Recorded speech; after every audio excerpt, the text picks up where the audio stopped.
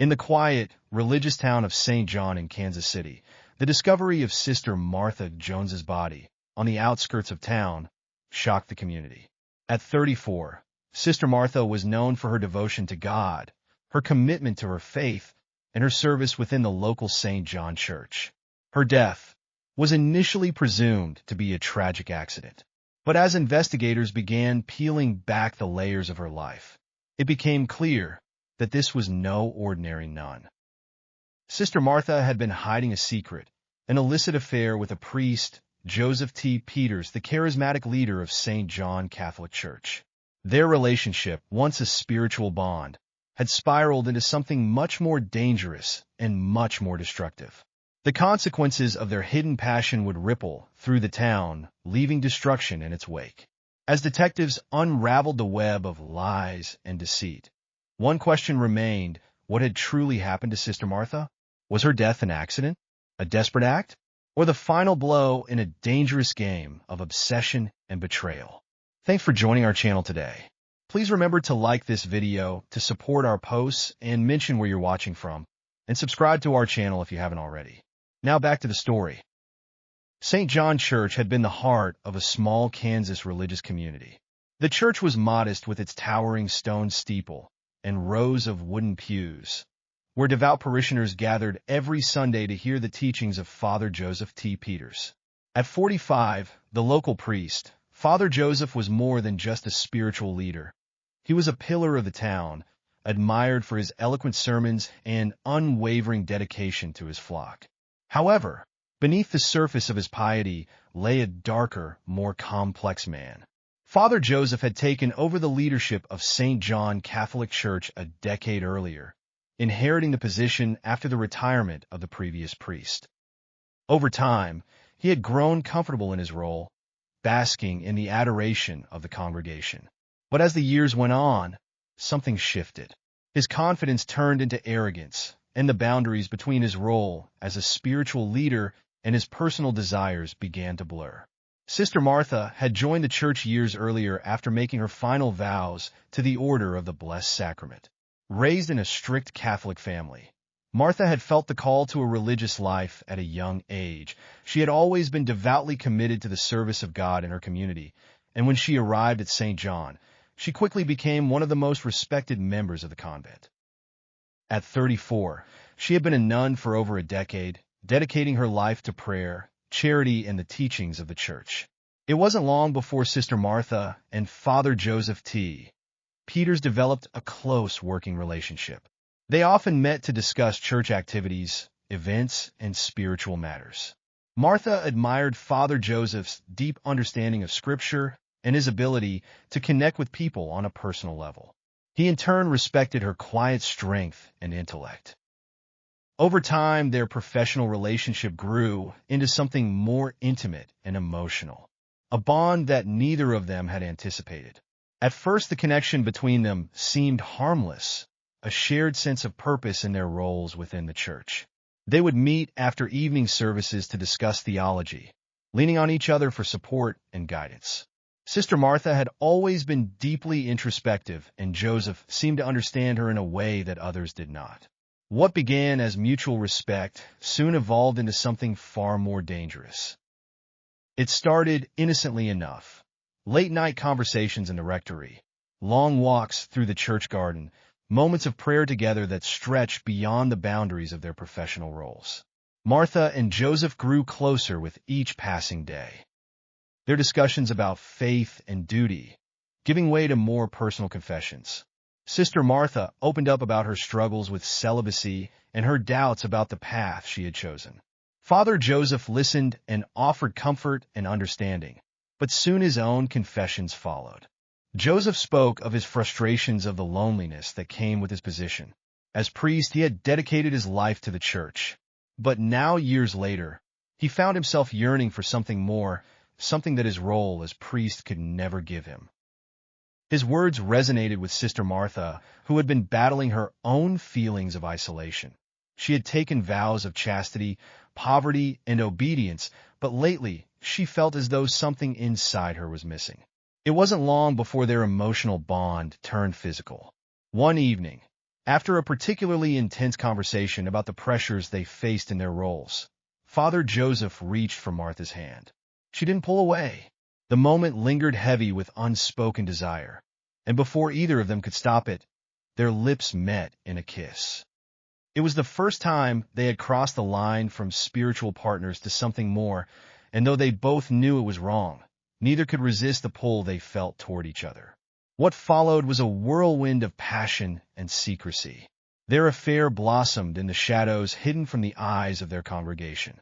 Late-night meetings became more frequent with Father Joseph and Martha sneaking away to the rectory after services, careful to ensure that no one would catch them.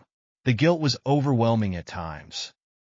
Both of them knew they were betraying their vows, their faith. But they justified their actions by telling themselves that their love was special and that it transcended the rules of the church. For a time, they managed to keep their relationship hidden, but the deeper they fell into their affair, the more complicated things became. Martha was torn between her love for Father Joseph and her commitment to the church, while Joseph's possessiveness and desire for control over her life grew more intense.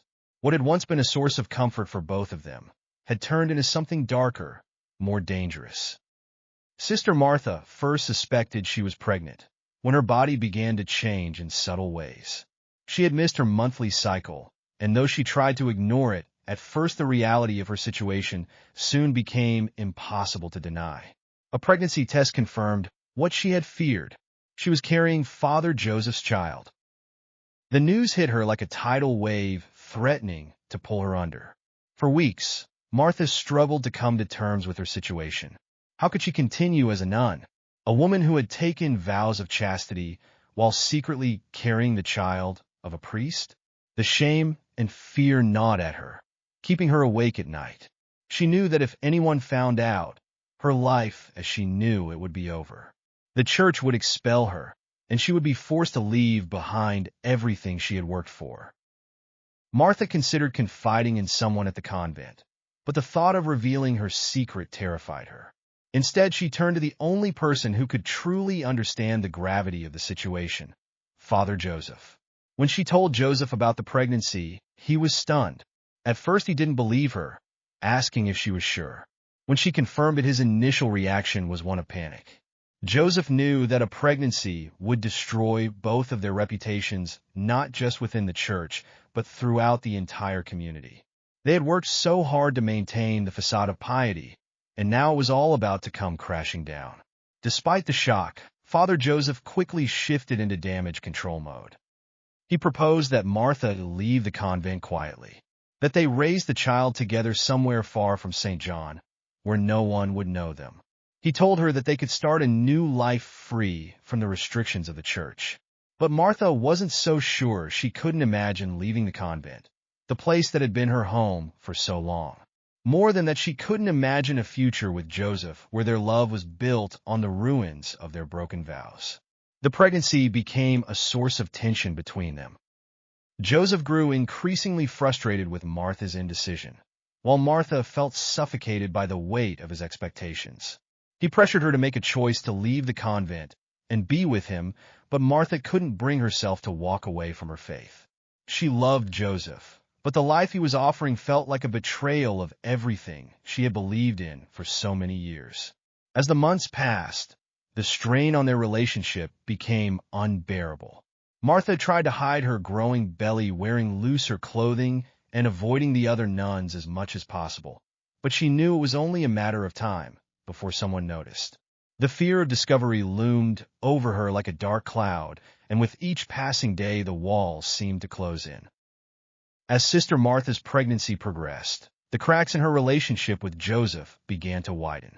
What had once been a passionate affair had turned into a suffocating obsession. Joseph's once charming demeanor had given way to possessiveness, and his desire to control every aspect of Martha's life became increasingly apparent. She felt trapped. Father Joseph was no longer the kind, understanding man she had fallen for. He had become someone she barely recognized, demanding, paranoid, and increasingly erratic. He called her constantly, asking where she was, what she was doing, and who she was with. When she didn't answer right away, he would grow angry, accusing her of pulling away from him, of trying to escape their relationship. Martha had never imagined that things would turn out this way. She had entered into the affair because she had felt a deep connection with the priest, a love that she thought was pure and genuine, but now she realized that their relationship had always been built on a foundation of secrecy and lies. The longer the affair went on, the more dangerous it became. Joseph's obsession with Martha reached its peak when he began showing up at the convent unannounced. He would wait for her outside the chapel after evening prayers, demanding that she come with him, that they talk about their future.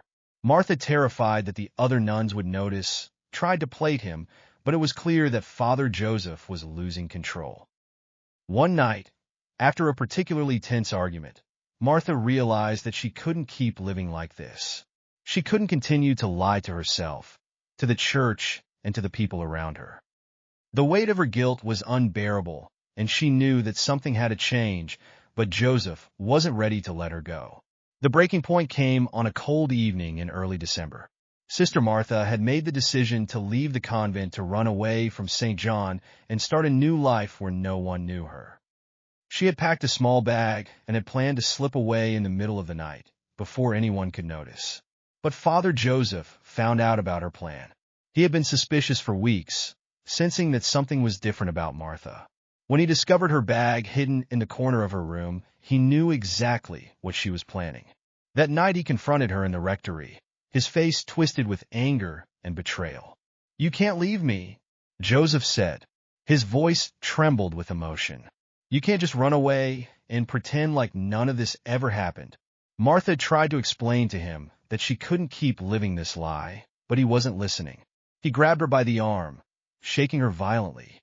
"You promised," he shouted. "You said you loved me. You said we would be together." Martha, terrified, pulled away from him.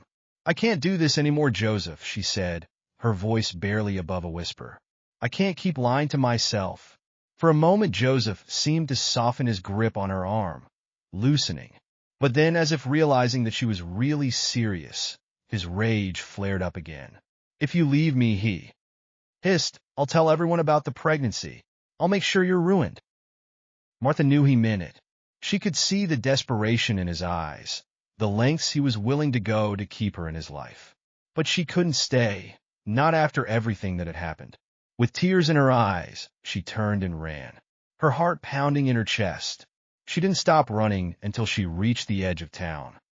The next morning, Sister Martha's body was found at the bottom of a steep embankment just outside of town. Her lifeless form was discovered by a group of farmers who had been out early tending to their fields. At first, it appeared that she had fallen, her body battered and broken by the sharp rocks at the bottom of the hill. The local authorities were called to the scene, and it wasn't long before word of Sister Martha's death spread throughout St. John's. The nuns at St. John were devastated, unable to comprehend how such a tragic accident could have happened. But as the police began to investigate, it became clear that there was more to the story than met the eye. Detective Mandy Steele, a seasoned investigator with the St. John's Police Department, was assigned to lead the investigation. From the moment she arrived at the scene, something about the situation didn't sit right with her. The embankment was steep, but it wasn't the kind of place where accidents typically occurred.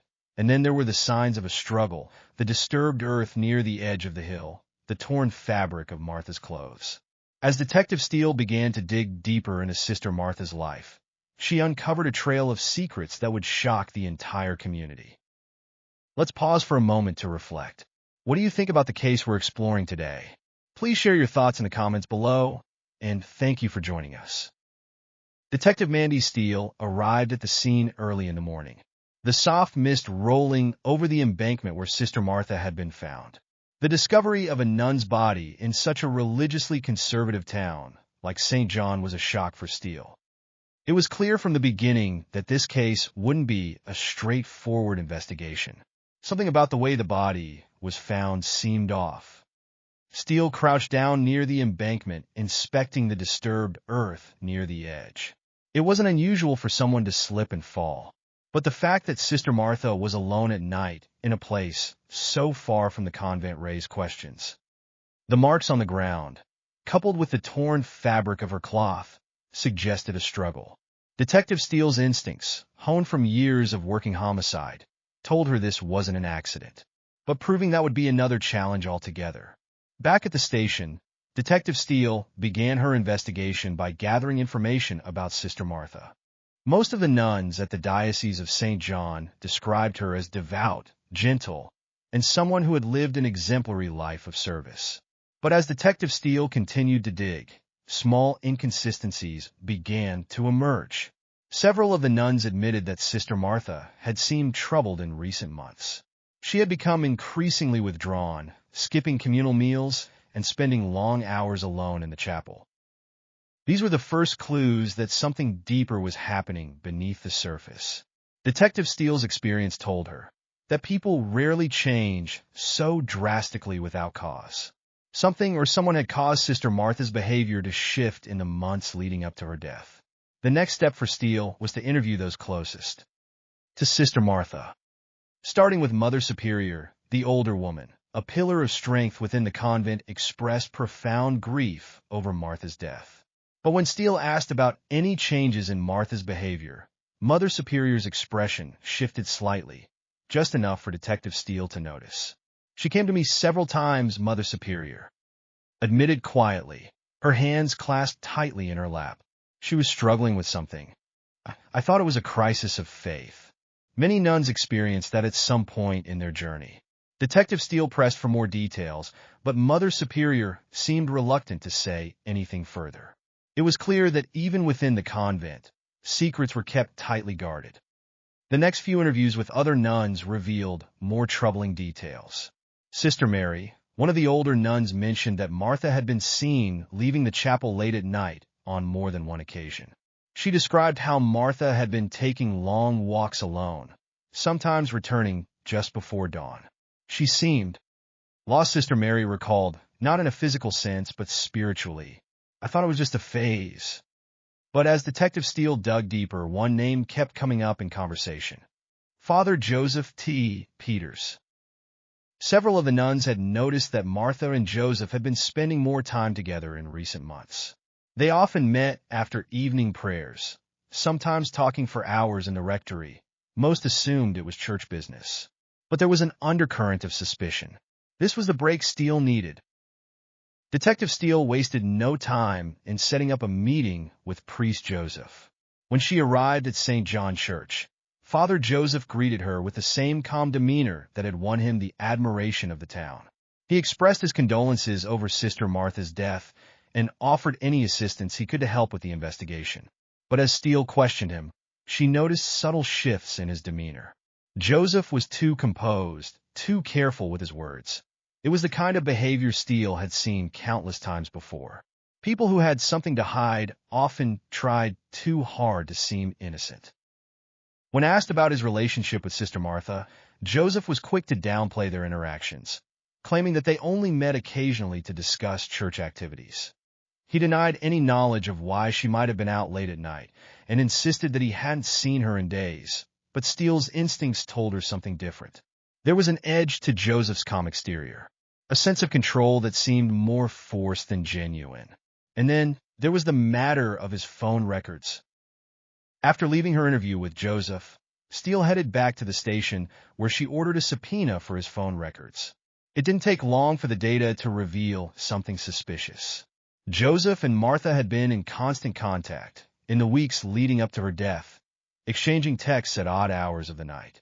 Many of the messages had been deleted, but forensic analysis was able to recover several fragments of their conversations. The messages were personal, intimate even. They spoke of late-night meetings, shared secrets, and coded references to their relationship. It was clear that their connection had been much more than professional, and Steele now had proof that Father Joseph had lied to her. But the most damning piece of evidence came when Steele pulled security footage from a gas station near the embankment where Martha's body had been found. The footage showed Father Joseph's car driving past the station late on the night of Martha's death. The timeline placed in the area just hours before her body was discovered. Steele now had enough evidence to bring Joseph back in for questioning, but she knew she needed to approach it carefully. Father Joseph was smart, calculated, and dangerous. If he had killed Martha, she needed to make sure he didn't slip through her fingers. Steele brought Joseph in for a second round of questioning armed with the new evidence she had gathered. This time she approached the conversation differently, starting with seemingly unrelated questions about his role at the church, the responsibilities he had as priest, and his relationship with the congregation. Joseph seemed comfortable at first, answering her questions with ease. But when Steele shifted the focus back to Martha, his demeanor changed. "I understand you and Sister Martha were close," Steele said, her tone neutral. "The other nuns mentioned that you two spent a lot of time together." Joseph's expression tightened, but he maintained his composure. "We worked together on various church activities. She was a dedicated member of the congregation." Steele leaned forward slightly, her eyes fixed on Joseph. "That's not what your phone records suggest." For the first time, Joseph faltered. His eyes flickered with uncertainty, and Detective Steele knew she had him. "I pulled your phone records, Father Joseph. You and Sister Martha exchanged hundreds of texts over the past few weeks. Many of those messages were deleted, but our forensic team recovered enough to paint a clear picture of your relationship." Joseph remained silent, his jaw clenched. "You were in constant contact with her, meeting late at night, discussing things that had nothing to do with the church, and then there's the footage of your car spotted near the embankment on the night of her death." Steele watched as the color drained from Joseph's face. His calm facade was cracking, and she could see the panic beginning to set in. "I want to give you a chance to explain, Joseph," Detective Steele said, her voice soft but firm. "But you need to tell me the truth." For a moment, it seemed as though Joseph might confess. His shoulders slumped, and he ran a hand through his hair, the weight of his lies finally catching up to him. But then, just as quickly, his expression hardened again, and he straightened in his chair. "Sister Martha and I were close," he admitted, his voice tight. "But I had nothing to do with her death." Steele leaned back, watching him carefully. Joseph was still trying to maintain control, but the evidence was stacking up against him, and there was much more. Steele knew that to break Joseph, she needed to keep the pressure on. She began to press him further about his relationship with Martha, pushing him to admit what everyone in town suspected. But Father Joseph continued to deny any wrongdoing, claiming that he had merely been offering spiritual guidance to Martha during a difficult time. It wasn't until Detective Steele revealed the next piece of evidence, the financial records, that Joseph's mask finally slipped. In the weeks leading up to Martha's death, Joseph had made several large cash withdrawals from his bank account. The amounts were suspicious, and when Steele asked him about the money, Father Joseph had no plausible explanation. The withdrawals, combined with the text messages and the surveillance footage, painted a picture of a man who was planning something. Steele pushed Joseph, further suggesting that he had been planning to run away with Sister Martha to start a new life together, away from the prying eyes of the church.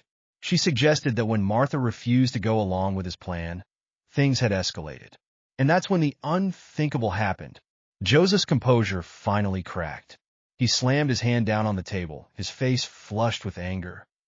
"You don't know what you're talking about," he snapped. "You have no idea what she was going through." Detective Steele remained calm, knowing she had him on the ropes. "Then tell me, Father Joseph, tell me what happened that night." For a moment, Joseph said nothing, his eyes fixed on the table in front of him. Then, in a voice barely above a whisper, he began to talk. Father Joseph's confession was a slow, painful process. At first, he tried to frame the story as if he had been trying to help Martha, that he had been her spiritual guide, and that their relationship had crossed boundaries only because they were both deeply troubled. But Detective Steele wasn't buying it. Piece by piece, Joseph's version of the story unraveled. He admitted that their relationship had turned physical over a year ago, and that he had tried to convince Martha to leave the convent so they could be together. He painted their affair as one born out of love and mutual understanding, but Steele could see through his carefully crafted narrative. When Steele brought up the pregnancy, Joseph's face twisted in a mixture of guilt and shame. He admitted that Martha had told him she was pregnant a few weeks before her death. It had been a shock, but Father Joseph had seen it as an opportunity for them to finally break free from the constraints of their roles and start a life together. But Martha had refused. She was terrified of what would happen if the truth came out, and she couldn't bring herself to leave the church. The night of Martha's death, Father Joseph claimed it had been an accident. He described how they had argued near the embankment, how Martha had tried to leave, and how he had followed her, desperate to convince her to stay with him. He insisted that he hadn't meant for things to get out of hand, that Martha had slipped and fallen in the heat of the moment. But Detective Steele knew better. The evidence suggested a struggle, not an accident. Father Joseph's increasingly erratic behavior in the weeks leading up to Martha's death painted a picture of a man who had become dangerously possessive, willing to do whatever it took to keep her in his life. As Joseph's confession came to an end, Detective Steele knew she had enough to charge him with murder, but the case was far from over. Father Joseph was formally arrested and charged with second-degree murder, a decision that sent shock waves through the town of St. John's. News of the scandal spread quickly, with reporters descending on the small town to cover the trial of the charismatic priest who had once been the pride of the community. The trial became a media sensation, with every detail of Father Joseph's affair with Sister Martha laid bare for the world to see. The prosecution built a strong case against Father Joseph, using the text messages, phone records, financial transactions, and witness statements to paint a picture of a man who had been consumed by obsession. They argued that Father Joseph had manipulated Martha, using his position as priest to exert control over her, and that when she tried to break free from their toxic relationship, he had killed her in a fit of rage. The defense, on the other hand, tried to portray Father Joseph as a man who had been caught in a moment of passion, a man who had made mistakes but had never intended to harm Sister Martha.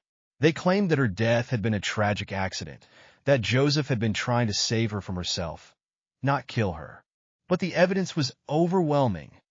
Witness after witness testified about Father Joseph's controlling behavior, his increasing paranoia, and the heated arguments he had with Sister Martha in the days leading up to her death.